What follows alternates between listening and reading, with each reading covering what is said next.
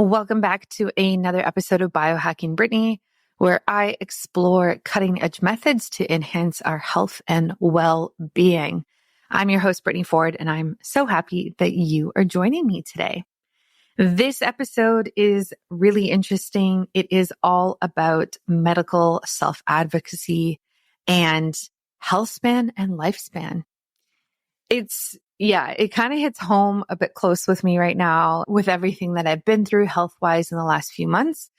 And this idea that we really need to advocate for ourselves in the healthcare system, probably regardless of where you live, most likely speaking, especially if you're in North America, especially if you're in the US and Canada. I find that I really have to advocate for my rights and my options and what I want to do, regardless of what is the norm or what is common and what said health professional or doctor might think I should do. And it's taken me a long time to actually be at a point where I'm comfortable doing this, especially as a woman. I think I kind of talk about this a bit on the show, but especially as a woman, you kind of have this people pleaser mentality that's often built into you from a young age based off of society and how society treats women.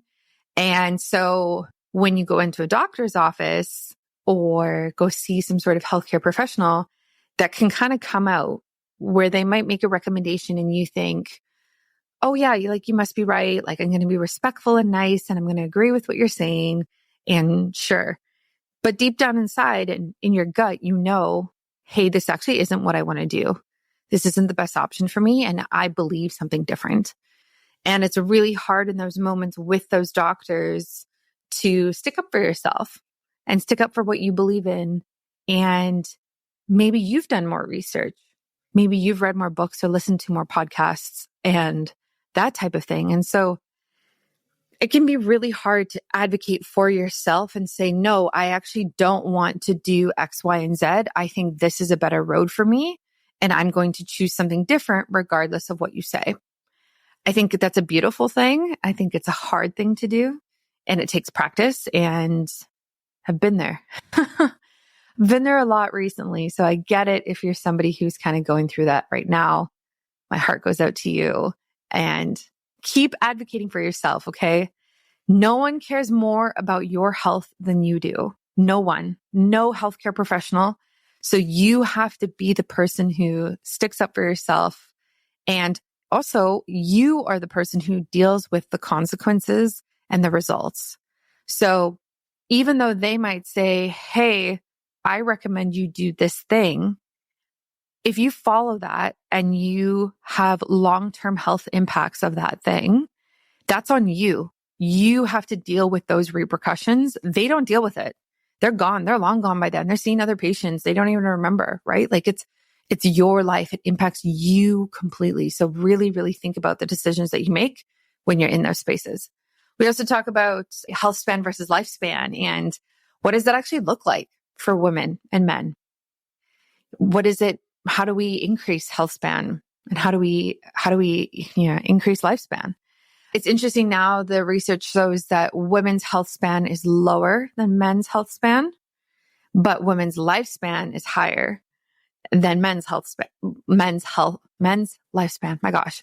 So essentially, women are living longer, but they're sicker for longer than men. Men are living shorter and they are healthier in their shorter lives, which is tough. And then you got to ask, okay, why is that happening? And that's a whole nother rabbit hole. We kind of touch upon that, but definitely there's a lot going on there. And I think it's really interesting when we kind of peel back the layers of how we look at health and what that means for us and how do we increase our health span. I don't want to spend the last 20, 30 years of my life sick, not being able to be active, sick in different ways, whether it's mentally, physically, disease, whatever it might be, chronic disease, cancer, who knows, right? I don't want to do that. And so what can we do right now to be able to prevent that is what we talk about. So I think you're going to get a lot out of this episode with Deann. She's great and she's very smart and it was awesome just chatting with her. A shout out to wellness. This is Wellness Toothpaste. This is by Wellness Mama, Katie Wells.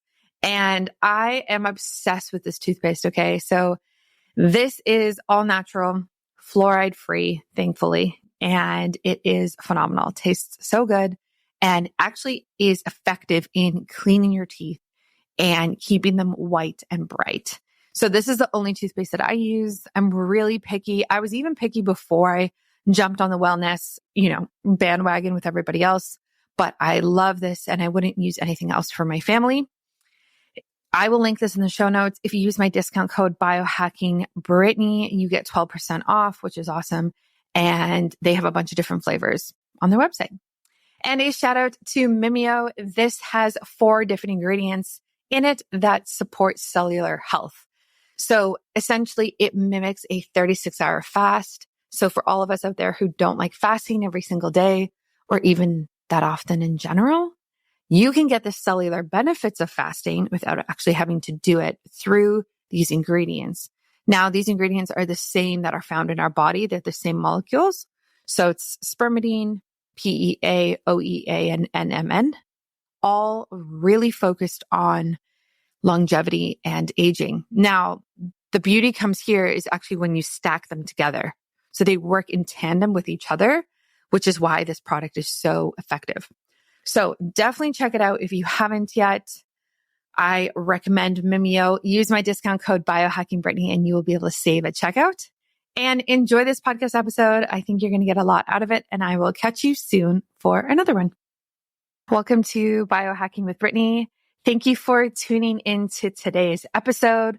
I have the pleasure of speaking with Deann Zampelli, who is a Duke Integrative Medicine Certified Health and Wellness Coach with a master's in clinical psychology. Deann is not only a health coach, but also a passionate advocate for medical self-advocacy and a health columnist. With over 20 years of experience navigating her own health journey, she brings a wealth of knowledge and personal insight into the importance of taking agency over our own health, which I love to talk about. So I can't wait to dive into that with her. And we are also going to talk about longevity, health span over lifespan, the challenges that come with healthy aging, and some practical steps that we can actually take to ensure we are aging in a healthy way and in a great way. So Deann, welcome to the show. Thank you. Thank you for having me. Yeah, I'm excited that you're here. So I love my guests to kind of start with us where did your health really, for you personally, where did your health really take off that you felt like, okay, I need to focus more on this. This is something, an area of concern. Like I want to do something about my health. Like what was your journey like? Well, I think it's been a really long, sort of slow journey. I mean, there's been a few awareness moments that sort of kicked me in the backside a few times. It said, you need to pay attention to this. And I think menopause was definitely one of them. But my first experience with sort of recognizing that this is something that I needed to be in control of was when I was my mother and father's primary caregiver. They both unfortunately passed of cancer very young. And I remember having a visual through all of their meetings and all of the appointments with my wonderful brother and sister, feeling like we were in the backseat of a bus and someone else was driving us, and we would be like, oh, where are we going? And we felt very helpless. And I started getting these little glimmers during that period of, it shouldn't be this way. It shouldn't be this way. And I remember that little voice starting. And then it wasn't until I actually started my own fertility journey that it all sort of kicked into place. Like, this is your body. This is your space. You kind of need to take a big role in this, So that's really when it started, was when my husband and I decided to start a family. Right. Yeah. That makes a lot of sense. And I think that actually happens to a lot of women. You kind of are, maybe not in the driver's seat until you want to start a family. And then you realize, like maybe there's issues on your side, your partner's side, there's health concerns, that type of thing that can come up. So when you started entering that like fertility era, what did you notice that made you kind of take a double take? I mean, I'm older than you, but when I was growing up, we basically heard that if you looked at a boy in high school, you were going to get pregnant. So, Yeah. we, and then the minute you start trying to have a family, you realize, oh, that's not always the case. So we got married when I was 30, and then my mother died a year later. So we kind of put everything on hold a bit. And then it was funny. I remember my husband coming in one day. It was Saturday and I was reading on the couch and he said, so what do you think? Should we give it a go? He's English. And it was like, do you want to go to Mexico for the weekend? Like, should we have a baby? And we fortunately got pregnant right away and it was incredible. But then when I was 6 months along, we found out that the baby wasn't going to make it.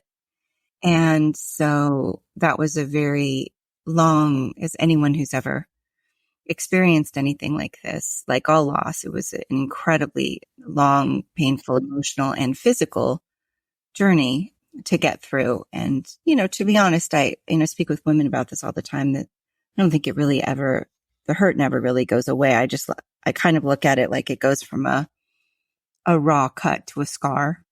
And so when we started a couple years later, we decided to pick up the fertility thing again. And this was when the real medical self-advocacy for me sort of kicked into full swing. His sperm count and everything was great. His little swimmers were like little Olympians. They were just going for the gold. And my eggs were like free range chickens. They were happy, like, ready to go. It was all great, right? But for some reason, they just weren't connecting. They weren't hooking up inside. So as it turns out, we found out many years later that it was from the procedure I had after we lost the baby when I was 35, that it caused some scar tissue in my uterus, and my uterus was then tilted and it was kind of a mess.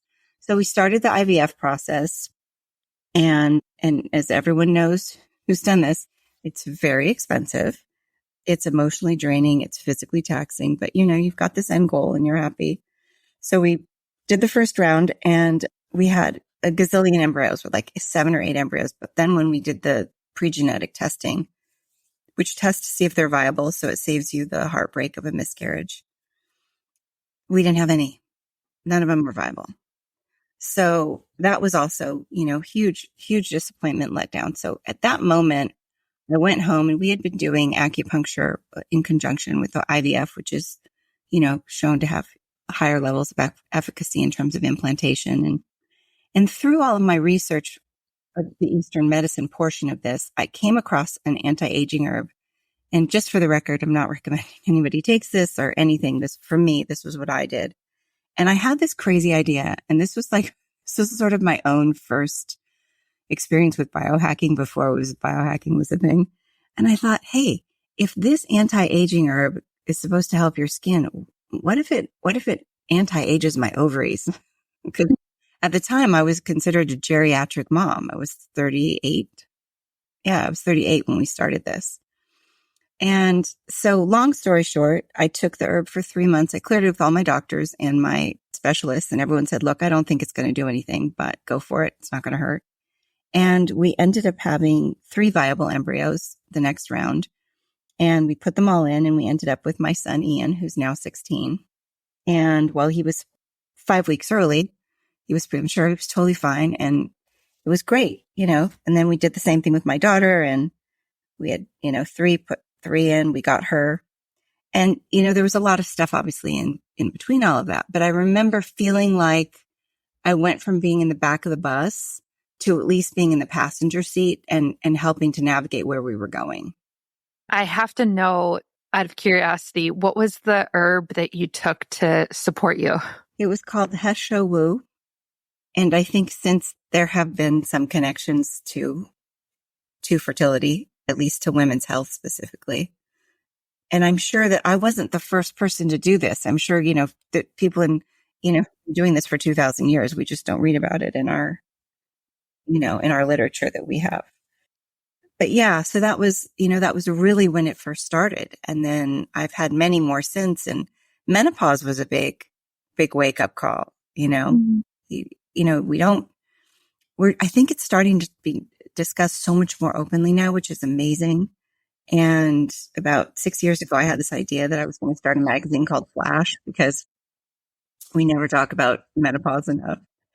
And I started writing about it a bit. And I just realized that, it's even now, even in 2024, and my friends, I have a lot of friends who are younger than me, they almost talk about it a little sheepishly. There's almost a little shame behind it, like there's something wrong with us as this happens to our bodies, as opposed to what I feel. And I have this cheesy tagline I use in my coaching, but some people, think of aging as an obstacle. I view as an opportunity.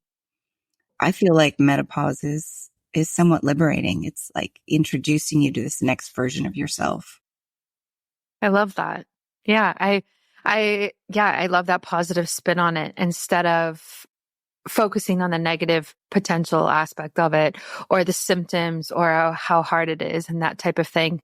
I've gone into menopause in a few different episodes, and yeah, I mean, it's something that I kind of like fertility and almost like preconception health is like, I would love to see more dialogue about preparing for menopause and perimenopause rather than, oh, this is something that has just happened to me. I can't control it.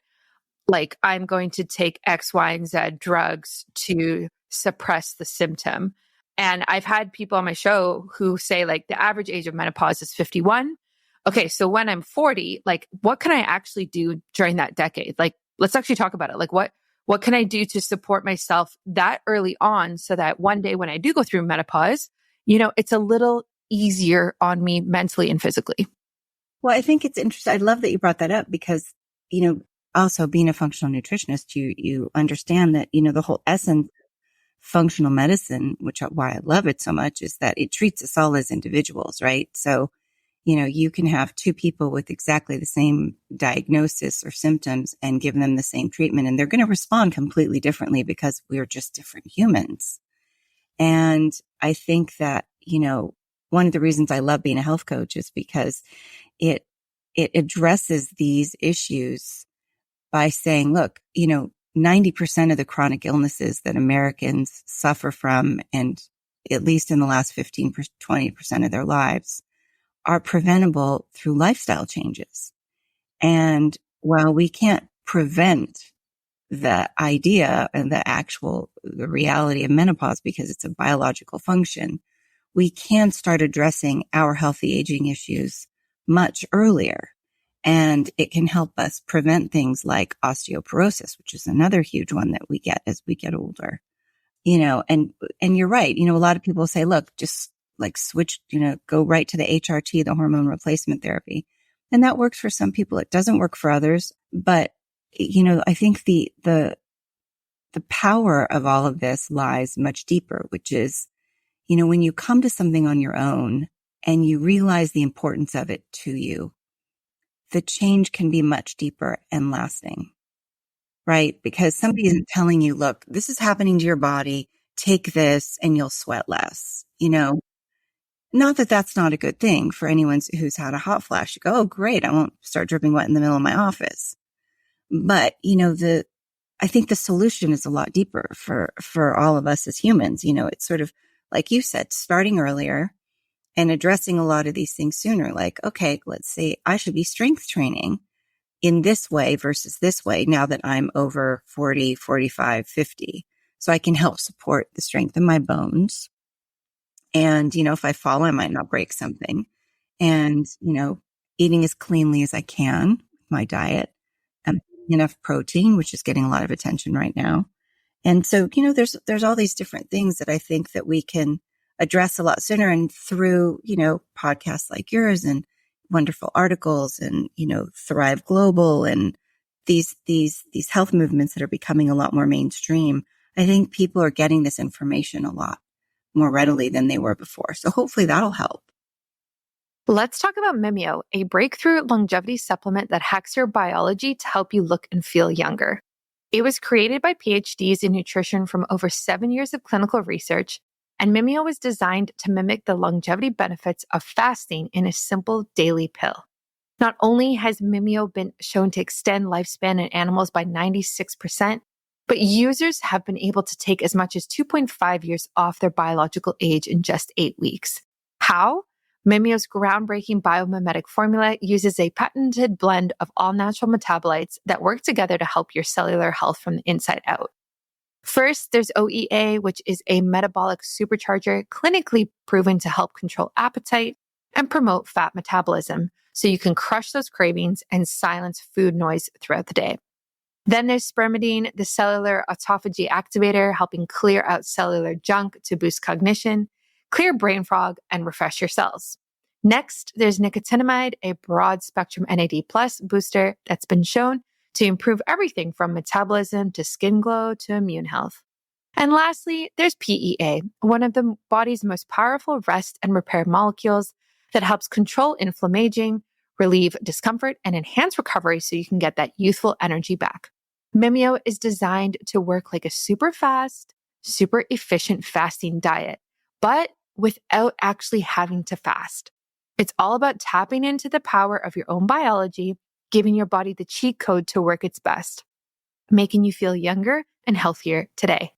You can try Mimeo today. Use my discount code at checkout, which is biohacking Brittany, and you can get all of these benefits in a simple supplement today. Again, that's biohacking Brittany in all capitals. So definitely try it and let me know what you think. Yeah, I totally agree. I think exactly like you said, it's much more accessible, whether it's like fertility options or menopause options. It's much more accessible than it once was, which is great. The wellness movement in general has kind of done that. I'm curious, like, I know you kind of touched upon like self-advocacy, and I think something I kind of see, even like with my mom or like other people, or especially women maybe, is maybe they are getting educated in other places, like say this podcast or, online, social media. But then when they go into their doctor's office, they kind of feel maybe small and like what they think might not matter as much. And they feel intimidated by this doctor who has this medical degree and, doctor knows best, that whole narrative. And so with your coaching clients or just like in general, what do you recommend for people who want to advocate for themselves in those moments, but feel like, they don't matter or their opinion doesn't matter about their body and their health? Yeah, I think unfortunately that's so common. And so many people, I mean, I speak about this and I still find myself occasionally walking out of an appointment going, oh, wait, what did he say? Or what should she say? I forgot to ask for this. So what I do, and one of the things when I speak about medical self-advocacy, and I like to do it at places like, retirement homes and yoga centers and rec centers, and where people are really sort of experiencing a lot of these questions and these issues. And this happens from the time we're born until the day we die. Everyone has this same issue. And I think it's because our culture is so geared towards doctor worship. So, I mean, I have a lot of medical professionals in my family, and when I make statements that I'm about to make, I don't mean it about all of them. Of course, there are some true healers and amazing physicians in the world, but a lot of them, it's not their fault. It's the way they're trained. So they're not really trained to really hear the patient. When I was in, I think was it grad school? No, when I was in the Duke program to become a health coach, I remember hearing a statistic. It was really disturbing. It said something like the average physician listens to their patient for something like 3 minutes before they come up with the diagnosis and a treatment plan. I don't know where that statistic came from, but the point of it was obviously they look at your chart before they walk in. They kind of have a sense of who you are already just by that one page. And then they walk in. So I think what I'm trying to do is reverse that narrative that says, first of all, don't be afraid to take up more of their time, right? They're not like lawyers. So if you're there 16 minutes or 26 minutes, they're not charging you anymore. An office visit is an office visit, right? See, if they're going to order a test or something, it's going to be. So some people are worried that they feel like they're taking up more time than they should. This is your time, right? They are working for you. So I think that's the first thing that I tell people is you have to understand that they're working for you. You hired them to take care of you, right? And the second thing is I always go in with a list of written questions. And it seems so basic, but a lot of people don't do it because they think, well, I know why I'm going in, and then I go in with it. And if I haven't met the doctor before, I'll say, hi, it's nice to meet you. And I guide the appointment, and they don't always love this, not surprisingly, but I often talk to corporate clients and I say, how many of you ever go into a meeting where there isn't an agenda? Or how many of you go into a meeting where someone isn't running the meeting, right? Someone runs the meeting. It should be you. You're the patient. So now, obviously that's going to change if you're going in and getting a test result, or depending on the severity of your appointment or your illness or what you're seeking help for, these are all going to be modified.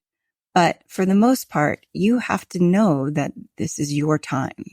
And even when I take my kids are 14 and 16. When I take them in, my 16-year-old and I were at the dermatologist for him, and the guy was just rushing out the door. And before he left, I looked at Ian and my son and I said, Ian, do you have any more questions for the doctor before he goes? And I said, it's okay. You can take a minute and think about it.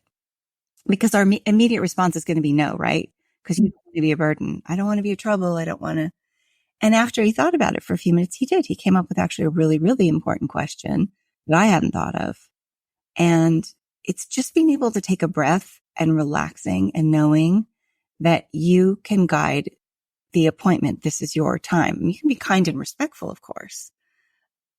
And then the other thing, and this is a big one, if you can, if it's a serious appointment, try to bring someone with you.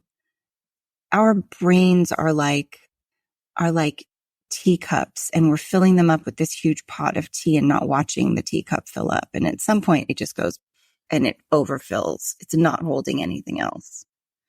So, when my parents were ill, my brother and sister and I would try to go together as much as possible, because between the three of us, we could kind of piece it all together,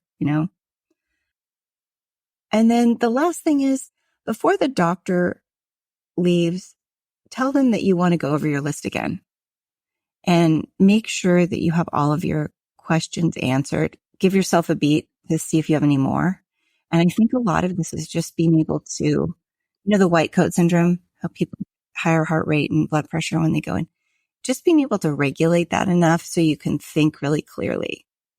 And those are the most fundamental pieces that I like to touch on in a short period that just help the average patient take back control of why they're there.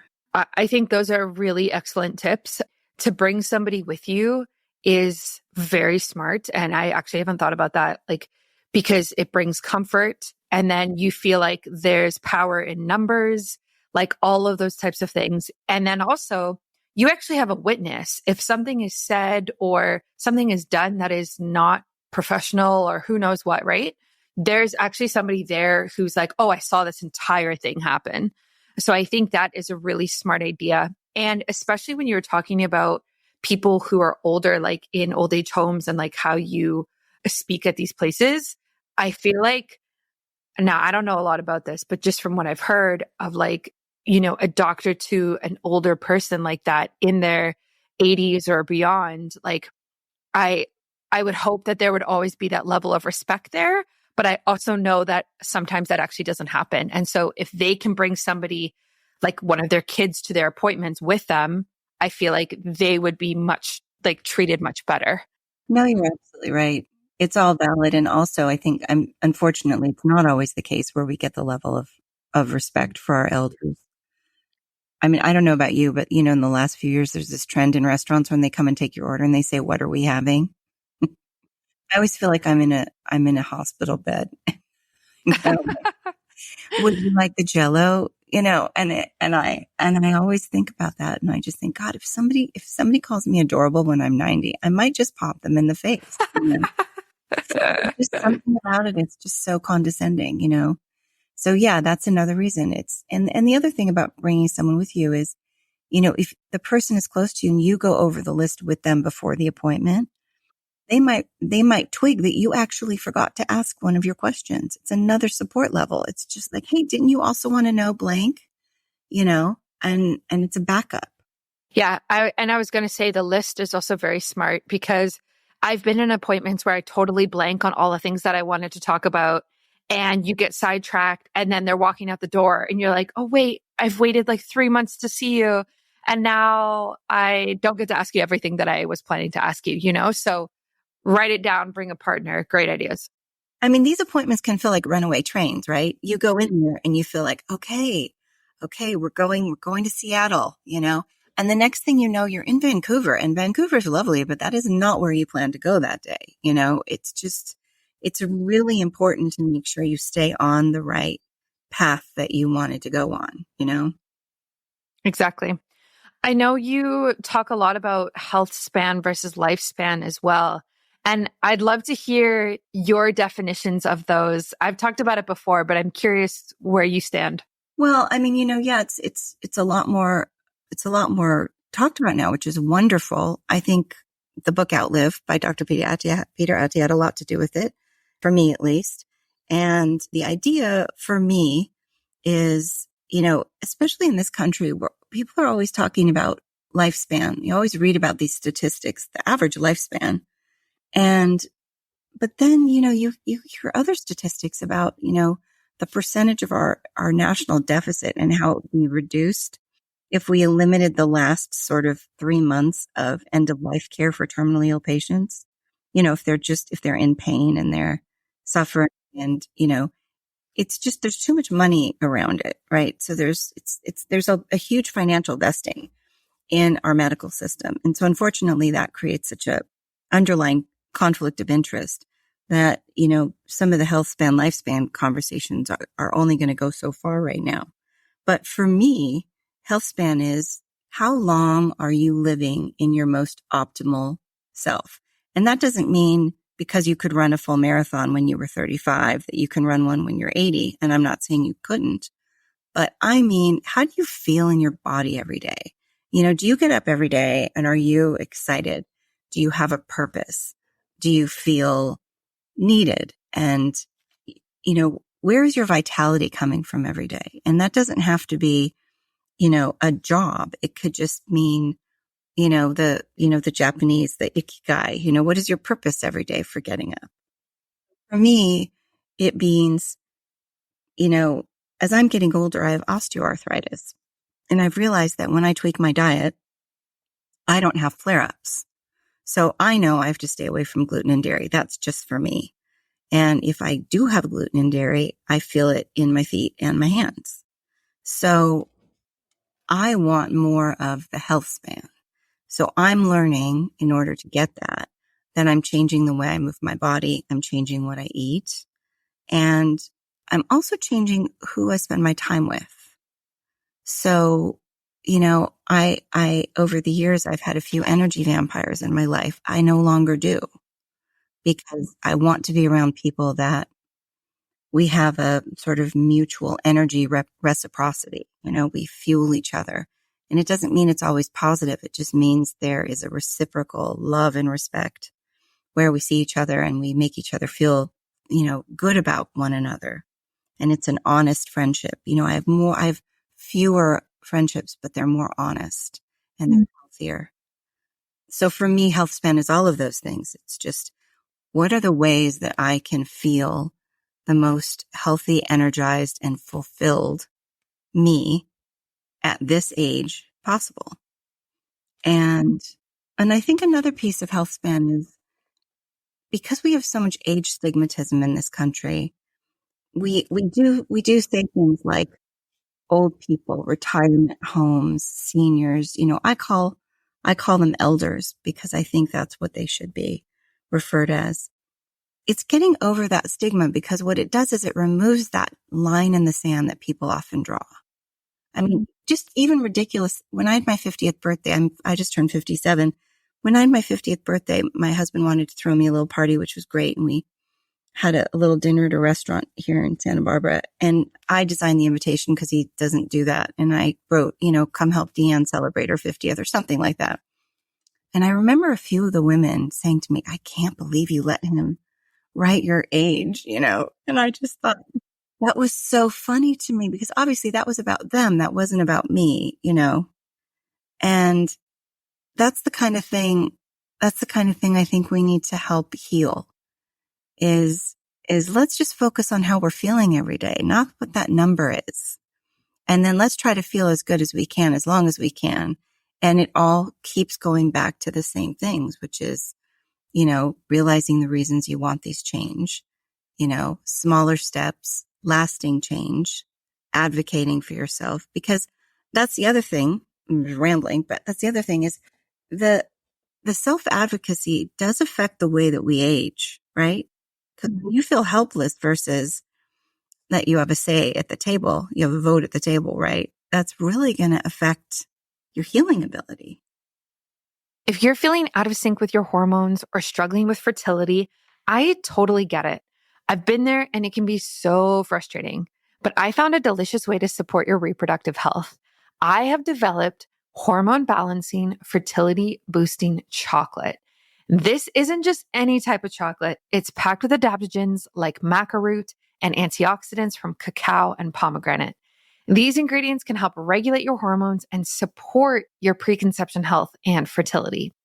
You need to download this recipe ASAP, okay? Because it's more than just a treat, it's a powerful way to nourish your body from the inside out. Imagine indulging in a rich, delicious chocolate that not only satisfies your sweet tooth, but also boosts your wellness. Whether you're trying to conceive, balance your hormones, or just crave a healthy indulgence that you get to make from home, where you get to control all of the ingredients and also optimize your health, this recipe is perfect for you. Don't miss out on this tasty, fertility enhancing, optimizing health solution. You can go to biohackingbrittany.com/pages/fertility-chocolate and download the recipe for free right now. Go for it. It's just right there waiting for you. It's linked in my show notes. It's linked on my website. You're going to find it super, super easy. So treat yourself to better health, one delicious bite at a time. Yeah, I love that. And I love that you actually think of healthspan in that way.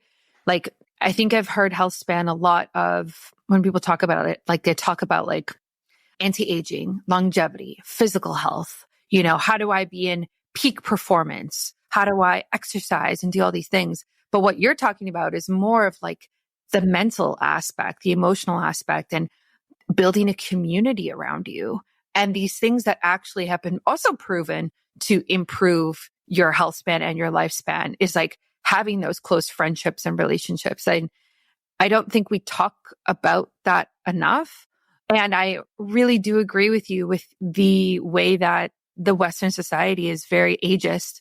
And it's sad to see because I feel like in the Eastern world, elders are held with this like sense of so much respect, like they pass down knowledge from generation to generation. And it's just so different. And here, like I'm in Canada, you're in the States, it's kind of like the same. It's, it's exactly like you said, like I don't know, like there's this emphasis on being young. And if you're not young, then you're like, what, not valued the same as a human being? Like, it's really sad. Like, it's really, really sad. That's how people lose. I just actually I had an article come out, I think it's today, and it's about becoming an adult orphan. And one of the things that I talked about was if there was any upside, which there wasn't really, but if there was an upside to be found after the fact and losing my parents early, was I didn't have to watch them lose everything. And what I mean by that is we take away everything from our elders. We take away their independence, their freedom, their mobility. Sometimes that happens through health and their voice. We take away their voice. And like what you said, there's a lot of cultures around the world where elders are not only incorporated, but they're vital. They're a vital source of life every day. And they're needed for, how the society works every day, how it's constructed, how it runs, and whereas here at best, we tolerate them, right? It's, oh, grandma's coming to stay or we got to go visit. So, and that's so sad. And they know that, people know that. You can feel when you're being greeted with love and respect versus tolerance. Everyone knows that, even if we don't name it. And I think that accelerates the aging process as well, too. It's that underlying feeling of why am I here still? Who would really care if I wasn't? And that's the other piece. Surrounding yourself with people who are happy that you're there, And, I know that healthspan, the essence of healthspan is really doing the work behind it. For me, it's not about, quote, peak performance in the same way, but it can be peak performance in, let's say, mental acuity. I started a new career in my mid-50s. I went to grad school when I was 46. So I'm not viewing aging as any line in the sand. I'm just being me. And, if, that means, going to get my PhD when I'm 70, I'll do it. That's cool. I love that. We'll see if I'll do it. Yeah. Yeah. I really agree with what you're saying. And I forget what country it is. I wonder if it's Japan. Someone was telling me, or I read something, you know how you pick up these bits of information, and it was saying that when couples, or I guess like people, go to buy a house, if you buy a house in a certain kilometer radius of where your parents live, there's actually a tax break.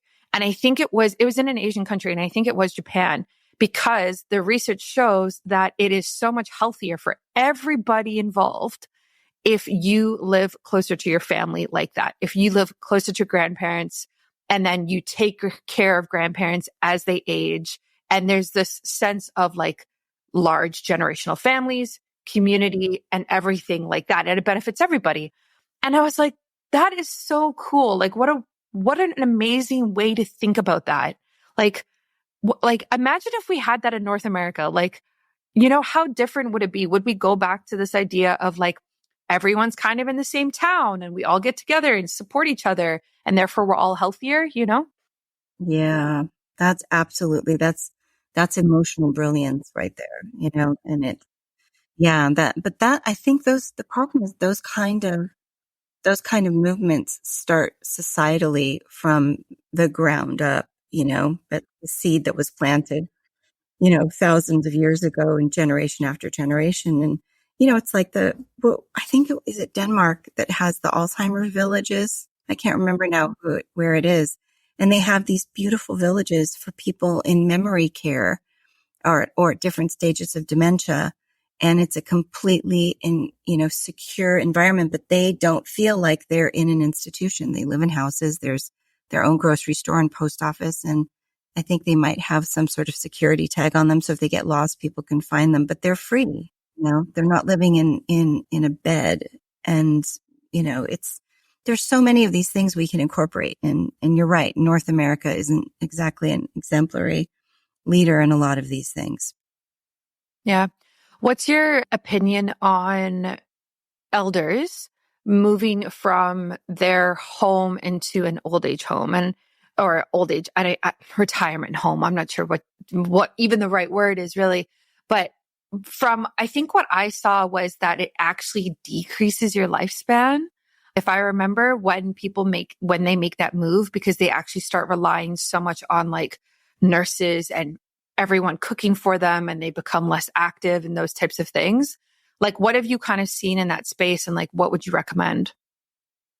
Well, I mean, it's going to be very personal, obviously, for each person in each care home. I will say there are some really horrific care homes. There are some really horrific ones. And I just had this conversation with a friend of mine who had to move her dad 3 times. And the only reason they had to move him into a home is because he was almost a danger to himself at this point. He needed 24-hour care at a different level.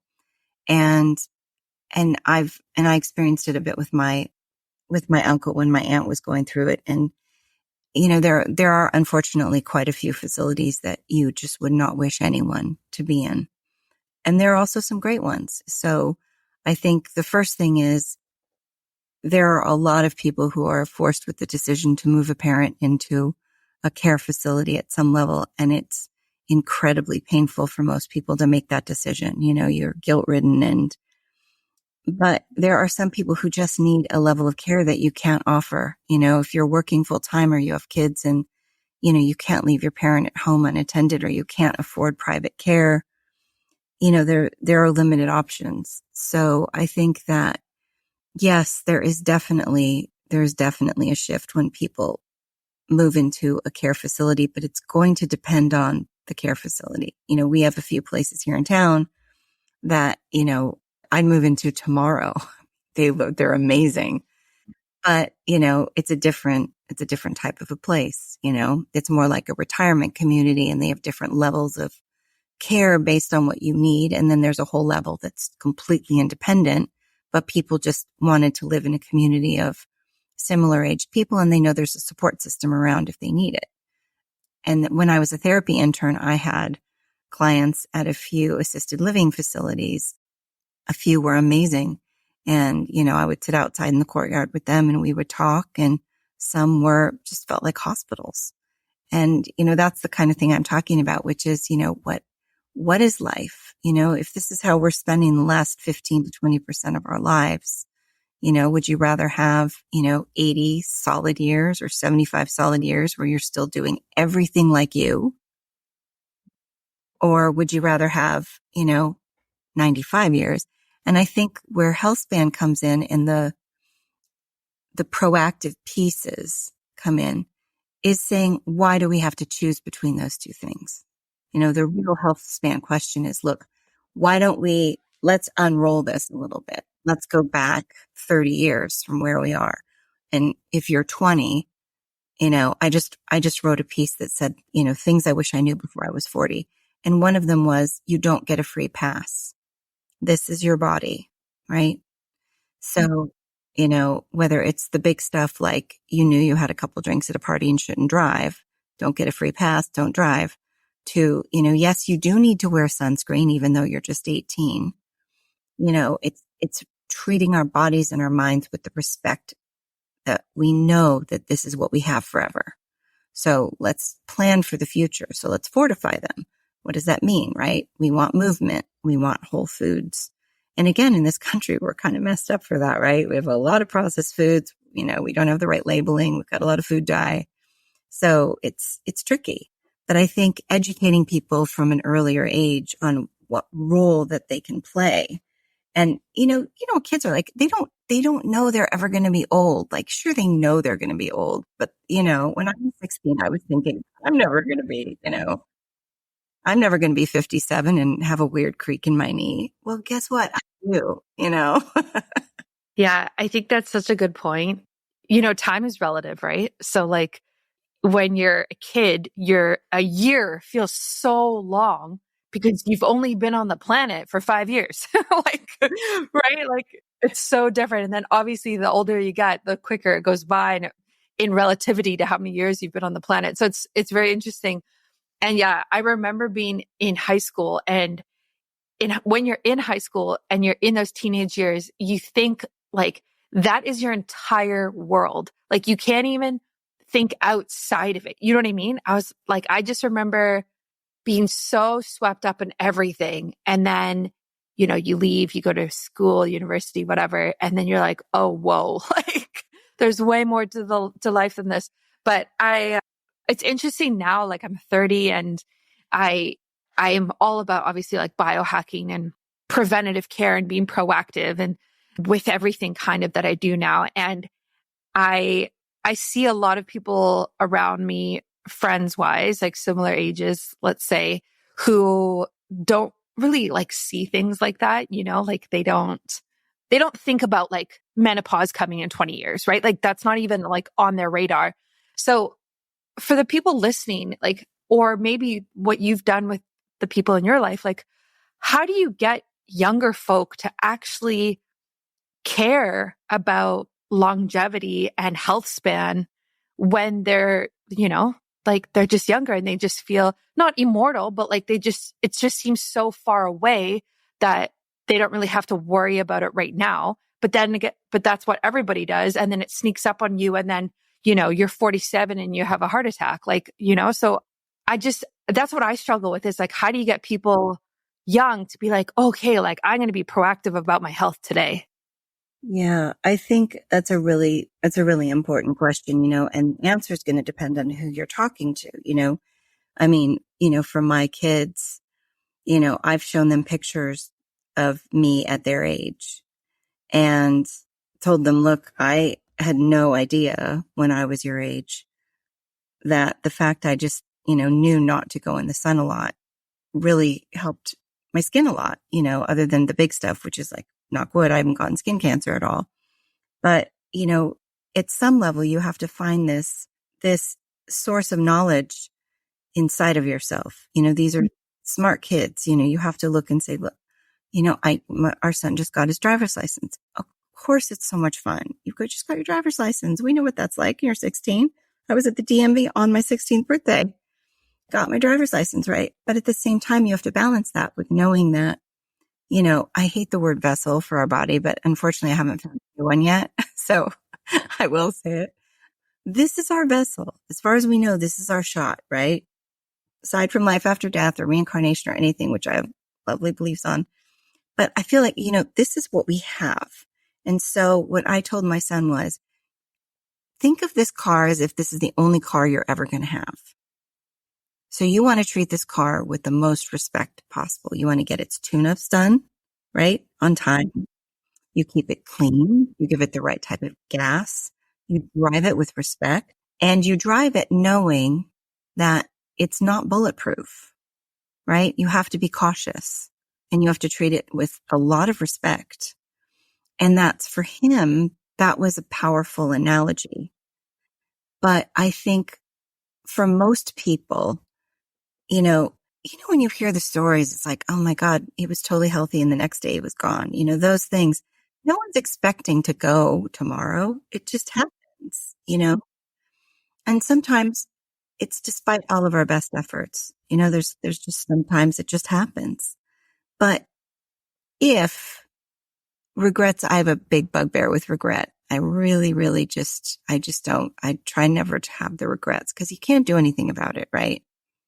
So you don't want to have the regrets. So let's be proactive. Let's avoid the regrets. So let's flash forward 20 years and you just got a diagnosis that you have heart disease. Why do you have heart disease? Well, let's see. Maybe you liked processed food too much. Maybe you had too much fast food on your lunch hour. Maybe you didn't move at least, half an hour a day or whatever. Let's rewind that. Okay. Now you didn't get that diagnosis. If you could get those 20 years back, if you could rewind the clock, what would you do differently? Here we are now. You just rewound the clock. So I talk to clients a lot about that, which is, let's pretend that this just happened in 20 years. What would you wish that you'd done differently? And then now let's talk about that. What does that feel like? And let's open that conversation up again. What are you doing now that you think might avoid that future diagnosis? And it's such a personal experience. Some people truly just feel invincible. Some people are so motivated and already are doing everything they can. And then there's, life, which is in the middle, which is the gray area, which is most people are just trying to live their lives and get by. I think the biggest thing for me, and I work with clients a lot on this, is, when we set these huge, lofty goals, it's often the reason why we never meet them. They're just too overwhelming. I had a client who got diagnosed with hypertension, and she's on not a great track physically, and her doctor suggested she lose 30 pounds. And so she came to me and she wanted to lose 30 pounds. But what happened through a few sessions was, while she wanted to lose 30 pounds and she knew it would be good for her, she realized the real reason she wanted to lose 30 pounds was because she was about to become a grandmother for the first time. And she wanted to be an active, present grandmother. So for her, that was the piece. That was the piece that clicked it.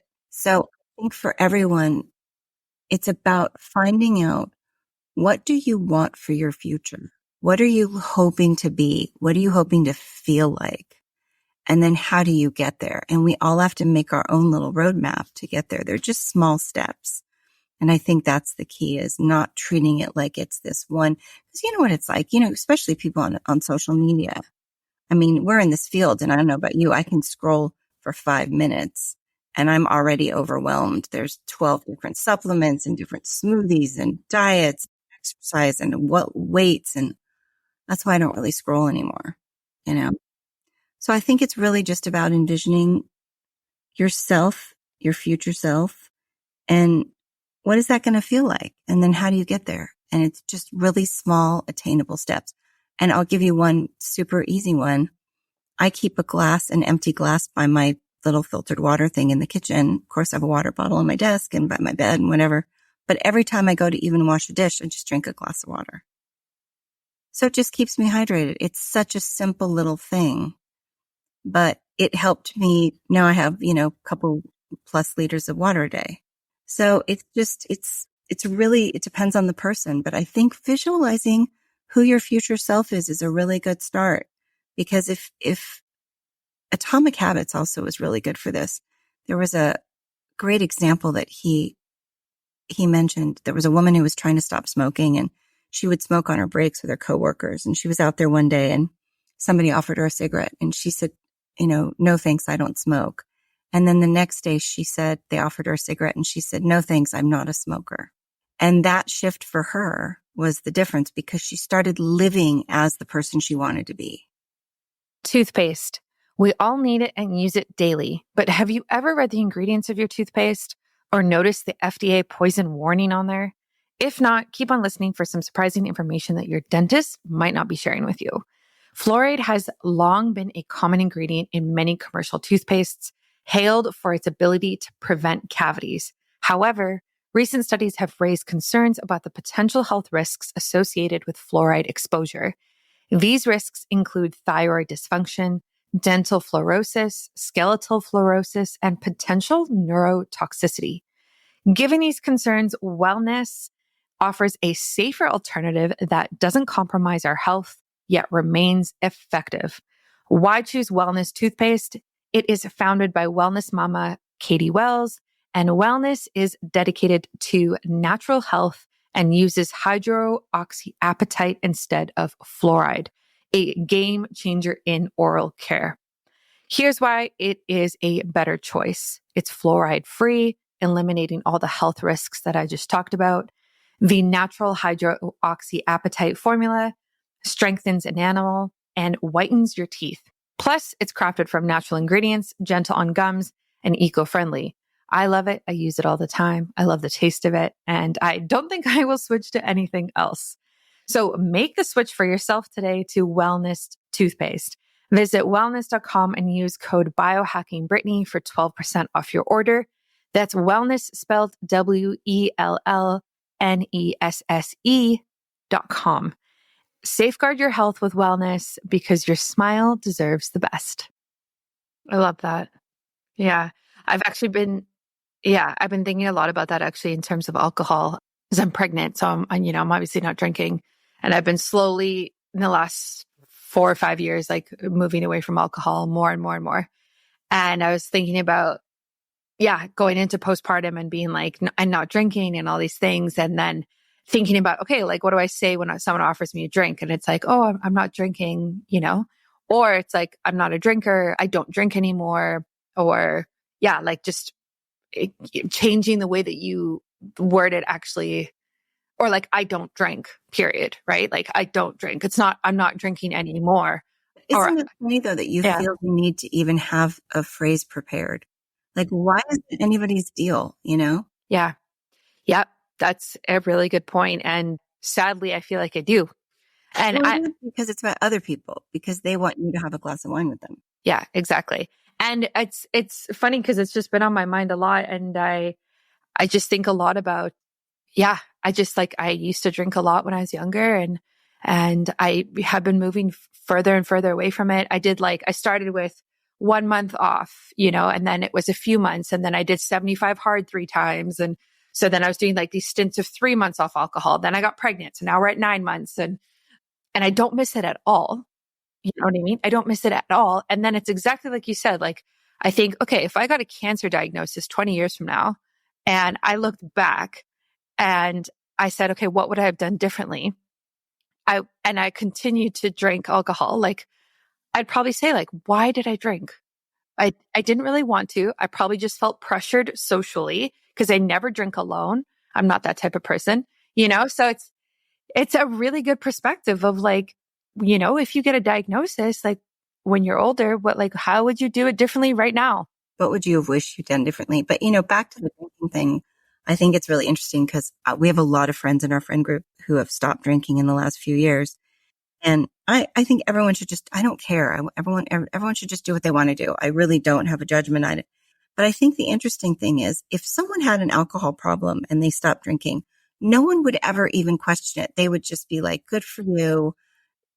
If you just randomly decide, like for me, I know for a while I was saying, as I started getting into my mid 50s, alcohol didn't like me anymore. And I was never really a hard alcohol drinker, but I do like champagne.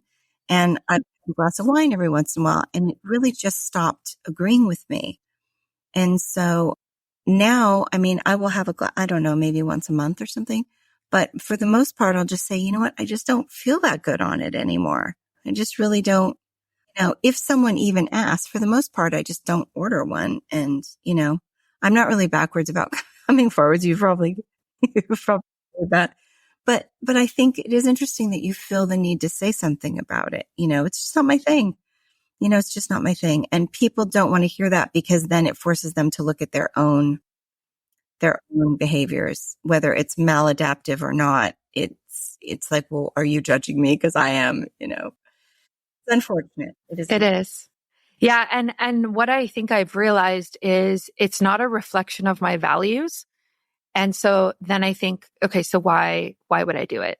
Right? Like it's not like like optimal health is arguably my number one value, maybe number two, something like that. I don't know what order to put it in. Right. And I simply just don't think alcohol fits into that. And it's different for everybody. But again, for me, I'm like, like I don't know. So it's a journey and I haven't decided anything yet, but yeah, it's funny how we feel the need to justify healthy actions or even when people go gluten free, right? Like they'll say like, oh, it hurts my stomach or gives me indigestion or bloating or those types of things. And it's like, cool. Like you just eat healthy. You don't have to justify your healthy decisions. Like go for it, I think so much of this though comes back to the way other people are viewing themselves because not everyone is ready to examine their own stuff the way other people are. And also, to be honest, I feel like life is a balance. I think that obviously there's certain things that aren't balanced, like, drugs, things that can hurt you, but if you want to have a glass of wine every few months or, feels good or out of the blue, I don't think it's going to hurt you. It's just everyone has to make that decision for themselves. And then other people around you. That's one of the things I wrote about is surround yourself with people who respect who you are and support that. So if you decide you aren't a drinker, then don't be a drinker. And if people don't understand that, frankly, that's their problem, But the irony behind that is I know a lot of people who have stopped drinking for the same reason. It just doesn't align with who they are anymore. But refined sugar is another big one. So, I mean, if you're talking about bodily damage, refined sugar can do almost as much damage as a lot of these other things like drinking and smoking, depending on what quantity you're having, So if somebody said, oh, I'm not having sugar, I don't think you're going to get the same blowback as if you said, I'm not drinking anymore. Do you think that's true? Yeah. I mean, yeah, that's probably, yeah, I guess if you say like, I don't eat sugar anymore, I guess they'd be like, why? Or maybe they would like look at your body to see if like you're overweight or you're like, you need to be on a diet type of thing. But alcohol is different. I mean, both are addictive, right? Like sugar is very addictive. So, but I think they play different roles in society. But arguably sugar is the biggest addiction that we all face and we all deal with and kids deal with and people of all ages. And it's obviously super accessible as well. Oh God, yeah. It's the easiest drug to get. I read somewhere and it was a book. I can't remember which one it was. It might've been Mate. Oh, what was it? His book on addiction about hungry ghosts. And there was a woman he was treating she was a recovering crack addict. And then she kicked sugar and she said sugar was hard to kick than crack. Yeah. That was pretty eye-opening. And I'm a baker, so that's really hard to hear. Not that you can't bake without sugar, but I bake a lot. So yeah, but I mean, these are all really important, very personal decisions that I think the key is really just trying not to feel judged and trying not to place judgment on others and just be as informed as possible, about these things. We're lucky now we have access to the information and then we can make informed decisions ourselves. Exactly. Yeah. It's like taking responsibility for your health through and through, like your daily actions, but also your diagnosis, if you get it, like that's your responsibility as well. And it's hard to hear, but like with cancer, for example, if you get a cancer diagnosis, like it's not like the cancer just developed yesterday, right? Like it was actually been developing in your body for the last 10, 15 years. And it's a result of your lifestyle and your nutrition and many, many, many factors, right? So it's, which people don't want to hear, right? Because they don't want to take like that responsibility of like, oh, me not exercising for 15 years actually contributed to this. They want it's genetic and I was going to get it no matter what type of thing. And to be fair, there could be a large genetic component, but I think, in recent years, we've learned that genetics plays a lot smaller role than we thought it did. I mean, what is it? 10% now? I mean, it's not a lot. Yeah. And then you think about like epigenetics, right? So like, what are we doing to turn those genes on and off? And again, that's lifestyle and nutrition is like really what that shows. And that actually includes like substance abuse, smoking, alcohol, nicotine, all these different things. So yeah, it's very interesting when you look at it like that. But I feel like I can pick your brain forever. Thank you so much for coming on the show today. It was fun. If people want to work with you, where can they do that and how can they connect with you?